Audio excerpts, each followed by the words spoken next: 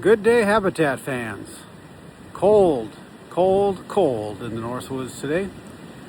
We're back on a known property looking at silhouetted tree stands and ways to mitigate that. So preferably if you're going to hunt out of a stand, not a blind, you don't want to be silhouetted. You don't want a deer passing by to be able to silhouette your figure against an open skyline. So in that stand right there, if someone's sitting there and a deer standing where I am, you could likely silhouette the hunter in that tree stand. So how do you work on that? How do you increase your chances of not being silhouetted? And these can be very rudimentary. So you could take a piece of rope and hang a piece of rope from the tree that the ladder stand is pushed into across to this other tree. Just put a rope across, and depending on what height you want, you probably should be about level with the foot of that ladder stand.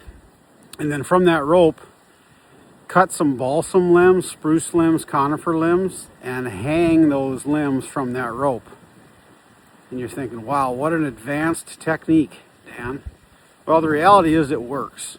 The other thing you could do is cut like aspen, about that diameter, and string aspen across. Boy, my hand will not work in the cold. Tree to tree. And do the same thing. If you don't want to use rope and actually use like a timber, you could just cut round aspen and then span that distance across between the trees. Boy, I cannot get that to work.